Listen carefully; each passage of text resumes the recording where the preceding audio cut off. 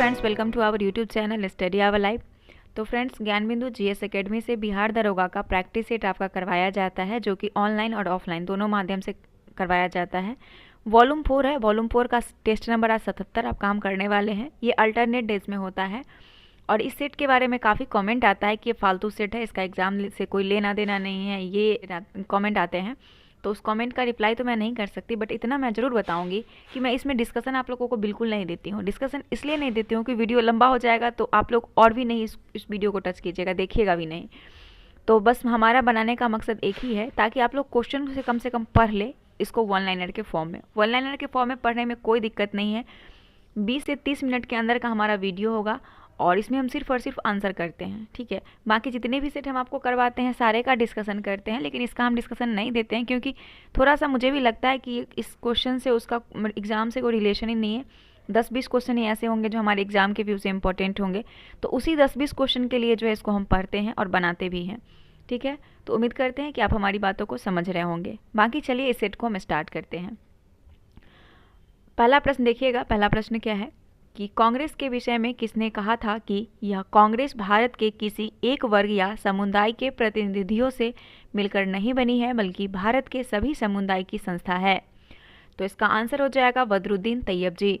कांग्रेस के विषय में बदरुद्दीन तैयब जी ने कहा था कि यह जो है वह कांग्रेस भारत के किसी एक वर्ग या समुदाय के प्रतिनिधियों से मिलकर नहीं बनी है, बल्कि भारत के सभी समुदाय की संस्था है, ठीक है। बदरुद्दीन तैयब जी का कथन था। कांग्रेस की बात करें तो कांग्रेस का स्थापना हुआ था 1885 में। डब्ल्यू.सी. बनर्जी जो थे, डब्ल्यू.सी. बनर्जी वो इसके अध्यक्ष थे। और इस कांग्रेस का जो स्थापना किए थे वो कौन किए थे? ए.ओ. ह्यूम ने किया था, ठीक है। आगे देखते हैं। ओरू जाति ओरू मतम ओरू दैवम मनुष्यानु, यह नारा किसने दिया? ओरू जाति ओरू मतम और ओरू दैवम मनुष्यानु का अर्थ होता है एक जाति एक मनुष्य और एक धर्म। एक जाति एक मानव और एक धर्म, ये इसका अर्थ होता है। ये जो है आपका संबंध हो जाएगा नारायण गुरु का। यह नारायण गुरु का नारा था। नारायण गुरु केरल के रहने वाले थे और ये दलित परिवार से बिलोंग करते थे, दलित समाज से थे, इसीलिए इन्होंने जो है यह नारा दिया था, ओरू जाति ओरू मतम ओरू देवम मनुष्यानु, ठीक है। अंबेडकर ने मंदिर प्रवेश आंदोलन कब शुरू किया था? तो भीमराव अंबेडकर ने मंदिर प्रवेश आंदोलन की शुरुआत 1927 में किए थे। कब किए थे? 1927 में। भीमराव अंबेडकर की एक जो पुस्तक है उसका क्या नाम है? आप लोग कमेंट करके बताइएगा। बहुत अच्छी पुस्तक है और एग्जाम में पूछा जा चुका है, इसलिए हम आपसे नाम पूछ रहे हैं और बहुत सारे सेट में हम सिख के सुधारवादी संगठन के रूप में जिस सभाओं की स्थापना कब और कहाँ हुई? तो आंसर हो जाएगा आपका ऑप्शन नंबर इसका ए, 1873 के अमृतसर में। सिख के सुधारवादी संगठन के रूप में सिंह सभाओं की स्थापना 1873 में अमृतसर में हुई थी। कहाँ पे? 1873 में अमृतसर में सिख के सुधारवादी संगठन के रूप में सिंह सभाओं का स्थापना हुआ था। मद्रास प्रेसिडेंसी के तेलुगु भाषी इलाकों में विवाह के समर्थन में किसने एक संगठन बनाया था? तो आंसर हो जाएगा आपका ऑप्शन नंबर ए, वीरेशलिंगम पंतलू। इनका नाम था वीरेशलिंगम पंतलू जो थे, इन्होंने मद्रास प्रेसिडेंसी के तेलुगु भाषी इलाकों में विधवा विवाह के समर्थन के लिए एक संगठन बनाया था। अगला प्रश्न आता है, विलियम जोन्स कलकत्ता कब आए? तो विलियम जोन्स कलकत्ता आए थे, ये हो जाएगा आपका ऑप्शन नंबर सी, 1783 में। 1783 में विलियम्स जोन्स कोलकाता आए थे और एशियाटिक सोसाइटी, विलियम्स जोन्स ने इस संस्था का स्थापना किया था, एशियाटिक सोसाइटी का 1784 में, है ना। नेक्स्ट क्या है देखिए, कैलिको अधिनियम किससे संबंधित है? तो कैलिको अधिनियम जो है इसका संबंध आपका हो जाएगा छापेदार सूती कपड़े के इस्तेमाल पर पाबंदी से। कैलिको अधिनियम जो है इसका संबंध है छापेदार सूती कपड़े के इस्तेमाल पर पाबंदी से। बिहार के कौन कौन से जिले 100% डिजिटल ट्रांजैक्शन वाला जिला बनने जा रहा है? तो वो है अरवल और शेखपुरा। अरवल और शेखपुरा बिहार का ये 2 जिला है जो कि 100% डिजिटल ट्रांजैक्शन वाला जिला बनने जा रहा है। अरवल बिहार का नवीनतम जिला है, जो कि आपका हम बता दें, और अगर पूछे बैंकिंग मामले में, बैंकिंग प्रणाली में 100% डिजिटल बैंकिंग वाला जिला, तो वो आपका जहानाबाद हो जाएगा, डिजिटल बैंकिंग वाला, ठीक ना। अगला प्रश्न है कि हाल ही में भारत से संयुक्त राज्य अमेरिका में प्रवेश करने वाले अवैध पदार्थ के प्रवाह को वंधित करने के लिए उद्देश्य से चलाया गया ऑपरेशन है। तो ऑपरेशन बॉर्डर स्क्वाड हाल ही में भारत से संयुक्त राज्य अमेरिका में प्रवेश करने वाले अवैध पदार्थ के प्रवाह को बाधित करने के उद्देश्य से चलाया गया ऑपरेशन बॉर्डर स्वाड है, ऑपरेशन बॉर्डर स्वाड। हाल ही में किसे इस एशिया ओलंपिक परिषद का नया अध्यक्ष चुना गया है? तो शेख तलाल फतह अल अहमद अल सबा को, शेख तलाल अहमद अल सबा को जो है हाल ही में एशिया ओलंपिक परिषद का नया अध्यक्ष चुना गया है। हाल ही में किसे भारतीय कृषि अनुसंधान परिषद की अनुसंधान सलाहकार समिति के अध्यक्ष के रूप में नियुक्त किया गया? तो आंसर हो जाएगा इसका option number a, b Neeraj Prabhakar. हाल ही में बी नीरज प्रभाकर जो है इन्हें भारतीय कृषि अनुसंधान परिषद के अनुसंधान सलाहकार समिति के अध्यक्ष के रूप में नियुक्त किया गया है। कुरनूल गुफा से निम्न में किसका अवशेष मिला है? कुरनूल गुफा कहाँ से पड़ता है दोस्तों? ये आंध्र प्रदेश में है और कुरनूल गुफा से राख का टीला मिला है। राख का जो है अवशेष मिला है, ऑप्शन नंबर ए। आगे देखिएगा, हड़प्पा सभ्यता में अग्निकुंड के साक्ष्य कहाँ से मिले हैं? तो हड़प्पा सभ्यता में अग्निकुंड के साक्ष्य कालीबंगा और लोथल से मिले हैं। हड़प्पा सभ्यता का एकमात्र बंदरगाह लोथल है। कौन है? लोथल। और हड़प्पा सभ्यता में अग्निकुंड के साक्ष्य कालीबंगा और लोथल से मिले हैं। महापाषाण कब्र बनाने की प्रथा कब शुरू हुई थी? तो महापाषाण कब्र बनाने की प्रथा लगभग 3000 साल पहले शुरू हुई थी। कब? 3000 साल पहले। हाल ही में इसरो ने चंद्रयान 3 मिशन को लॉन्च करने के लिए किस रॉकेट का प्रयोग किया? तो LVM-3M4 का जो है इस्तेमाल किया गया है चंद्रयान 3 के लॉन्चिंग में। कौन सी रॉकेट है? LVM-3M4। नेक्स्ट प्रश्न है, प्रधानमंत्री नरेंद्र मोदी द्वारा राष्ट्रीय सिकल सेल एनीमिया उन्मूलन मिशन का शुभारंभ कब किया गया? एनीमिया एक डिजीज है जो कि हमारे शरीर में ब्लड की कमी से होती है ना, और इसको सिकल सेल एनीमिया का जो उन्मूलन का जो मिशन रखा गया है वो 1 जुलाई 2023 तक रखा गया है। 1 जुलाई 2023 तक का लक्ष्य है। जुलाई 2023 में फोर्ब्स के द्वारा जारी 100 सबसे अमीर अमेरिकी महिलाओं की सूची में कितनी भारतवंशीय महिला को स्थान प्राप्त हुआ है? तो 100 अरबपति सूची में जो भारत की महिला को रखा गया है वो भारत की 4 महिला इसमें शामिल है। भारत की 4 महिला जो हैं, तो 4 महिलाएं कौन कौन है? चारों का नाम एक बार देख लीजिएगा। पहली है जयश्री। कौन है? जयश्री उल्लाल इनका नाम है। जयश्री उल्लाल इनका नाम है। एक तो ये है जयश्री उल्लाल, दूसरा है इंदिरा नूई, तीसरा है नेहा नरखेरे, और चौथी जो है वो है नीरजा सेठ। चौथी कौन है? नीरजा सेठ। तो याद कीजिएगा, जयश्री उल्लाल, इंदिरा नूई, नेहा नरखरे और नीरजा सेठी, ये 4 हैं जो कि अमेरिका के 100 सबसे अमीर स्वनिर्मित महिला की इस प्रतिष्ठित सूची में जगह बनाई है। ठीक है, आगे देखते हैं 18 नंबर प्रश्न। 18 नंबर प्रश्न पूछा गया है कि भारतीय अंतरिक्ष अनुसंधान संगठन दैट मीन्स इसरो ने चंद्रयान 3 को कब लॉन्च किया है? तो इसरो जो है इसने चंद्रयान 3 को लॉन्च किया है 14 जुलाई 2023 को। कब लॉन्च किया है? 14 जुलाई 2023 को चंद्रयान 3 की लॉन्चिंग की गई है। National institute of solar energy कहाँ स्थित है? National institute of solar energy कहाँ स्थित है? तो यह है गुरुग्राम हरियाणा में है, और गुरुग्राम हरियाणा में national institute of solar energy जो है ये स्थित है। भारत का प्रथम आधुनिक ऊन कारखाना कहाँ स्थित किया गया है? आधुनिक ऊन कारखाना जो है ये स्थित किया गया है आपका कानपुर में। कहाँ पे? कानपुर आपका पड़ता है कहाँ पे? यूपी में। भारत की सबसे लंबी विद्युतीकृत रेलवे सुरंग किस राज्य में है जिसकी लंबाई 11.215 किलोमीटर है? आंसर हो जाएगा आपका आंध्र प्रदेश में। भारत की सबसे लंबी विद्युतीकृत रेलवे सुरंग जो है ये आपका आंध्र प्रदेश में है जिसकी लंबाई 11.215 किलोमीटर है, और इसका नाम, और ये जो बनी है कहाँ पे बनी है? तो आंध्र प्रदेश में। मैं आपको बता दूं, आंध्र प्रदेश में ये सुरंग जो है ओबुलावारीपल्ली, इसका नाम है ओबुलावारीपल्ली, और बेटाका चलम रेल लाइन पर जो है चेरापल्ली के रायपुर स्टेशन के बीच बनी है। इसका नाम बड़ी अजीब है, अगर पूछ लिया जाए तो आप लोग बता सकते हैं, नहीं पूछा तो कोई दिक्कत नहीं है। मैं फिर से लिख देती हूँ एक बार, ओबुलावाड़ी पल्ली या आप इसको कह सकते हैं बैटकाचलम रेलवे लाइन पर, ठीक है। और चेरापल्ली व रायपुर स्टेशन के बीच बनी है। चेरापल्ली व रायपुर स्टेशन के बीच बनी है, याद रखिएगा। कभी कभी थोड़ा सा अगर अंदर से क्वेश्चन पूछना चाहे तो आपसे ये पूछ सकता है।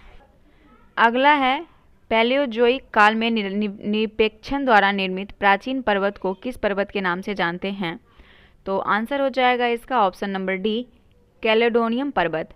पैलाजोइक काल में निक्षेपण द्वारा निर्मित प्राचीन पर्वतों को जो है कैलेडोनियन पर्वत के नाम से जानते हैं। हाल ही में किसे भारतीय रिजर्व बैंक का नया कार्यकारी निदेशक नियुक्त किया गया है? आंसर हो जाएगा पी वासुदेवन को। हाल ही में आरबीआई बैंक के नए कार्यकारी निदेशक नियुक्त हुए हैं पी वासुदेवन। हाल ही में प्रकाशित पुस्तक कलर्स ऑफ डिवोशंस किसके द्वारा लिखी गई है? तो कलर्स ऑफ डिवोशन जो पुस्तक है इसे अनीता भरत शाह ने लिखा है, अनीता भरत शाह ने। हाल ही में भारतीय भूवैज्ञानिक सर्वेक्षण ने किस राज्य में एक नेचुरल आर्क की खोज की है? तो एक नेचुरल आर्क की खोज उड़ीसा में। हाल ही में भारतीय भूवैज्ञानिक सर्वेक्षण ने उड़ीसा राज्य में एक नेचुरल आर्क की खोज की है। अगला प्रश्न आता है कि हाल ही में मेटा कंपनी के स्वामित्व वाले इंस्टाग्राम ने कौन सा नया सोशल नेटवर्किंग ऐप लॉन्च किया है? आंसर हो जाएगा आपका थ्रेडस। हाल ही में मेटा कंपनी के स्वामित्व वाले इंस्टाग्राम ने एक नया सोशल नेटवर्किंग ऐप लॉन्च किया है जिसका नाम है थ्रेडस। चोल साम्राज्य में 3 राजाओं को अपनी सेवाएं प्रदान करने वाला किसान किस नाम से जाना जाता था?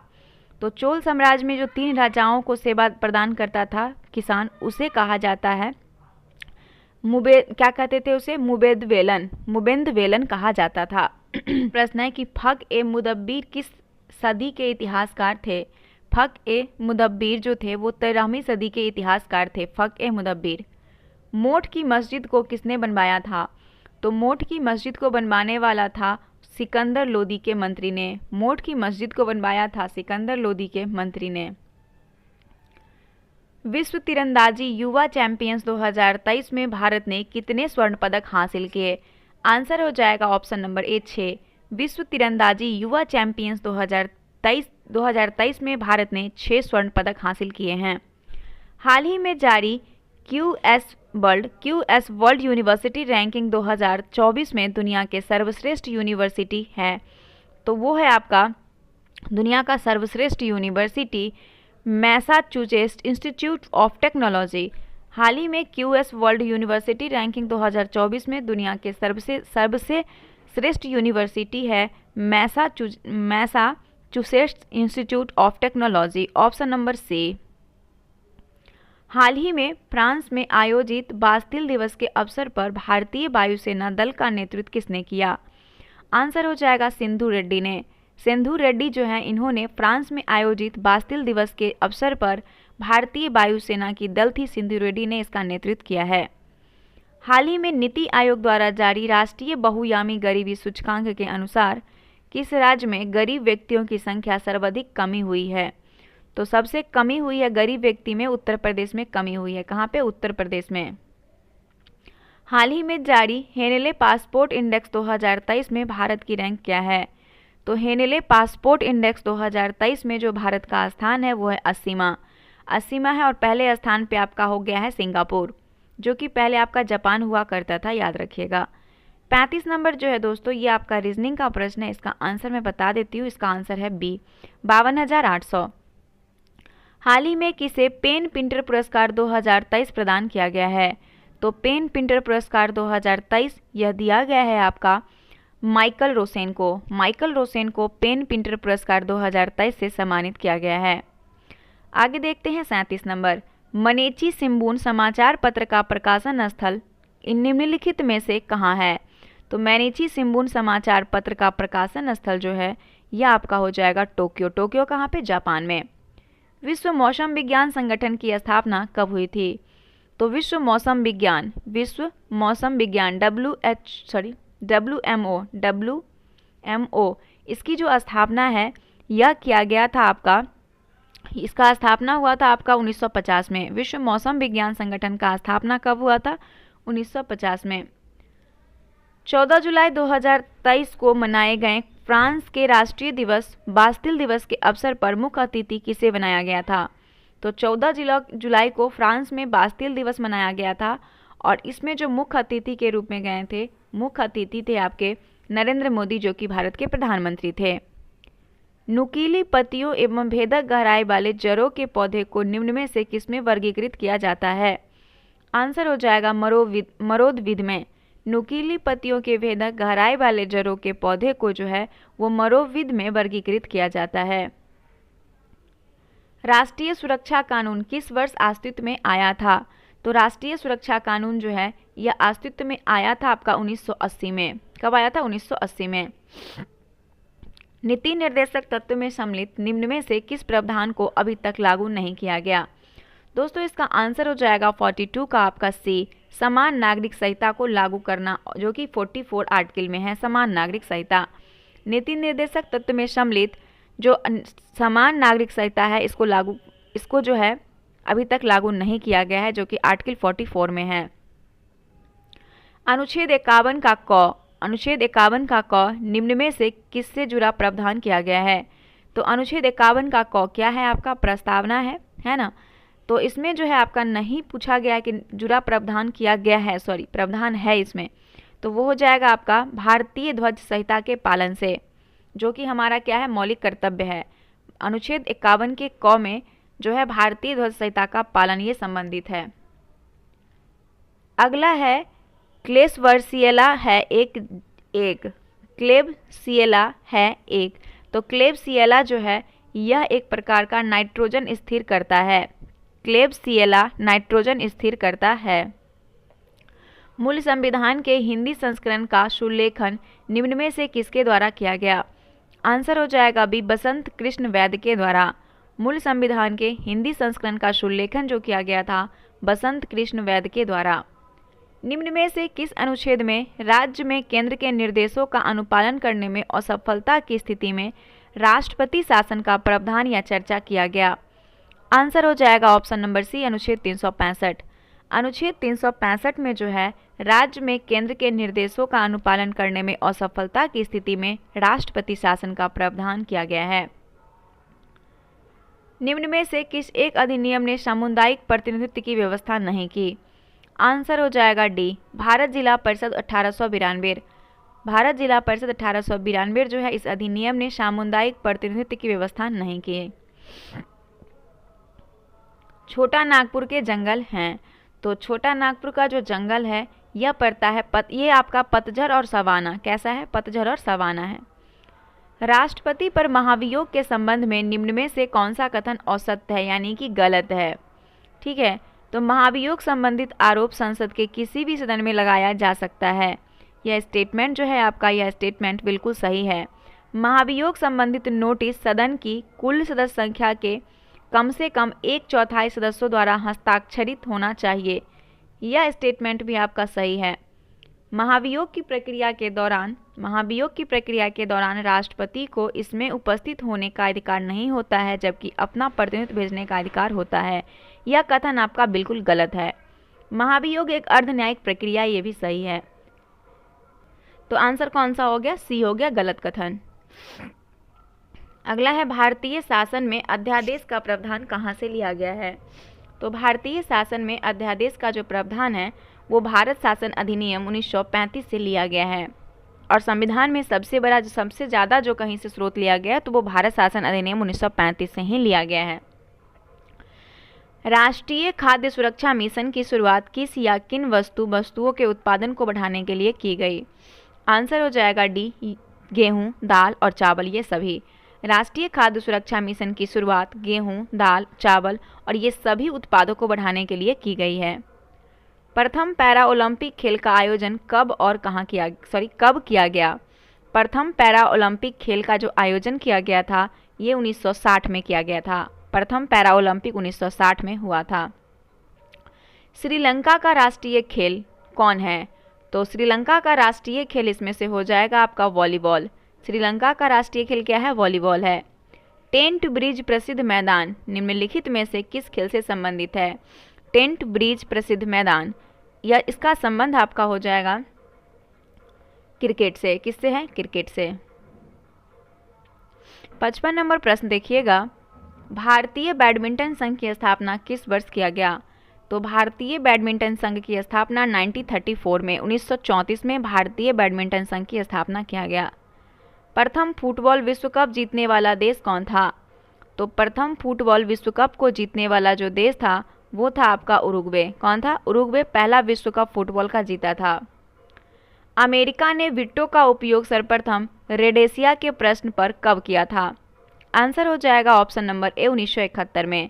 अमेरिका ने वीटो का उपयोग सबसे पहले रोडेशिया के प्रश्न पर 1971 में किया था, 1971 में। किस देश में उसके भौगोलिक क्षेत्र का उच्चतम प्रतिशत वन छांछित है? आंसर हो जाएगा जापान। जापान देश में उसके भौगोलिक क्षेत्र का उच्चतम प्रतिशत वन छांछित हैं। कहाँ पे? जापान में। जैव सुरक्षा यानी कि बायो सेफ्टी का कार्टाजेना प्रोटोकॉल निम्नलिखित केंद्रीय मंत्रालय में से कौन कार्यान्वित करता है?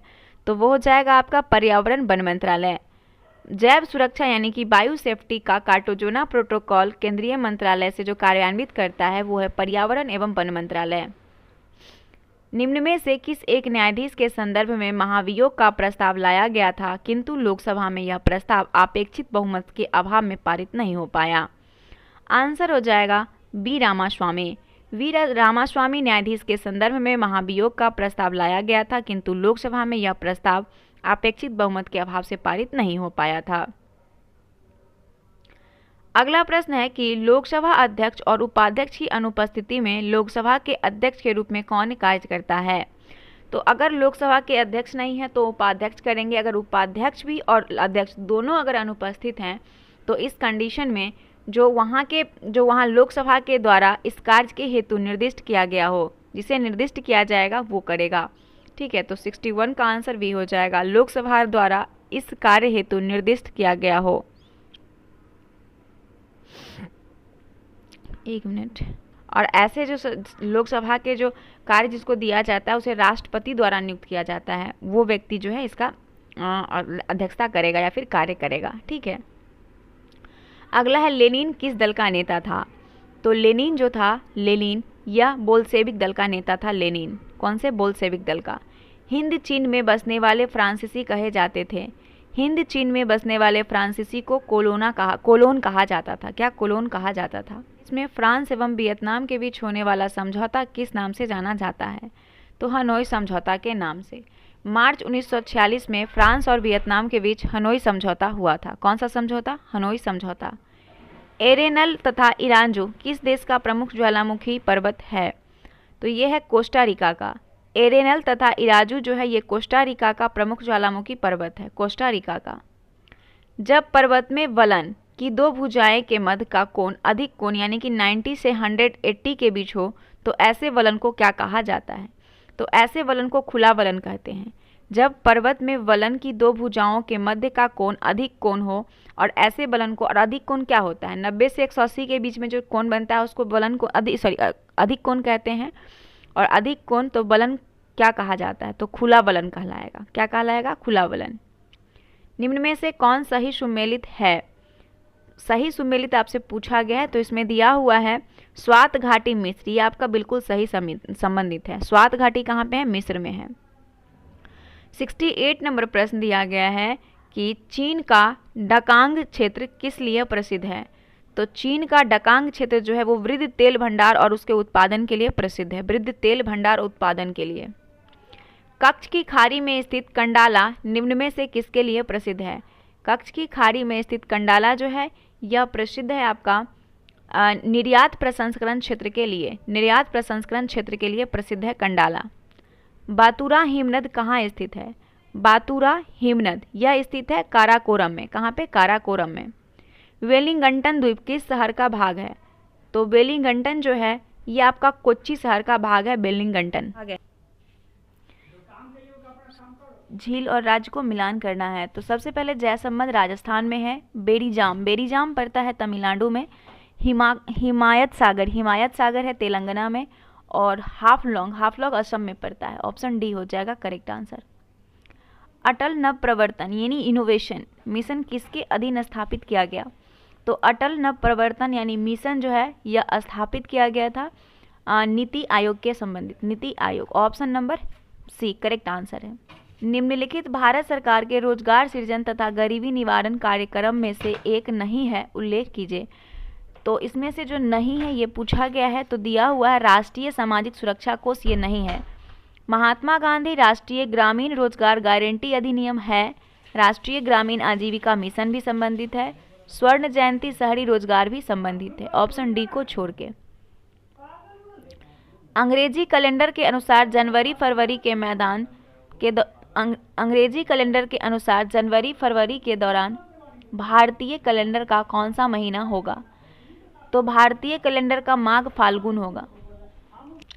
अगला प्रश्न है, भारत के कितने जैव मंडल आरक्षित को यूनेस्को की सूची में शामिल कर लिया गया? तो आंसर हो जाएगा 76 का, ऑप्शन नंबर सी 12। भारत के 12 जैव मंडल आरक्षित को यूनेस्को की सूची में शामिल किया गया, 12 को। बांस बूंद सिंचाई किस राज्य क्षेत्र में किया जाता है? बांस बूंद सिंचाई जो है ये मेघालय में किया जाता है, मेघालय में। पेंगिंग किस फसल हेतु एक लाभकारी प्रक्रिया है? पेंगिंग जो है ये मूंगफली की फसल हेतु लाभकारी है, पेंगिंग।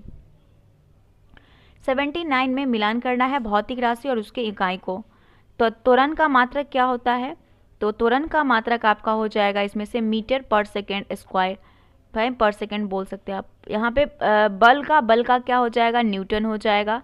कृत्य कार्य का हो जाएगा जूल, और आवेग का क्या हो जाएगा? न्यूटन सेकेंड हो जाएगा, Newton second. Option number D 4 3 1 2। फिर से रिपीट कर देते हैं। त्वरण का होगा त्वरण का हो जाएगा मीटर पर सेकेंड। उसके बाद हो जाएगा बल का न्यूटन होगा। कृत्य कार्य का जूल हो जाएगा। आवेग का न्यूटन सेकेंड होगा।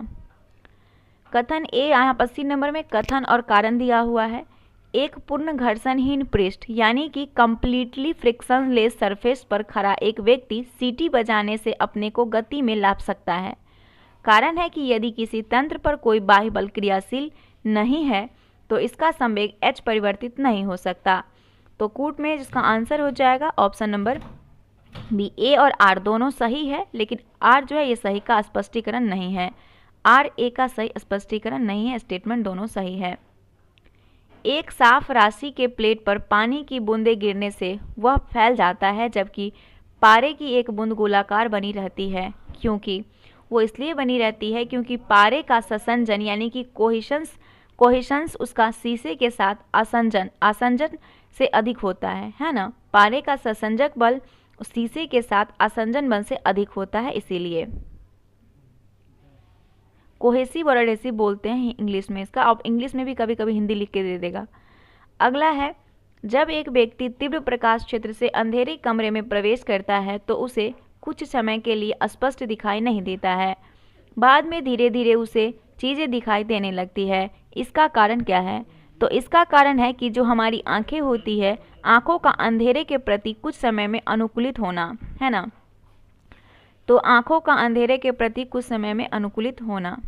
अगला है, जब टीवी का स्विच ऑन किया जाता है तो जब टीवी का स्विच ऑन करते हैं तो श्रव्य और दृश्य दोनों एक साथ शुरू होता है। श्रव्य और दृश्य दोनों एक साथ शुरू होता है। विद्युतदर्शी का कार्य है, तो यानी इलेक्ट्रोस्कोप का क्या कार्य है?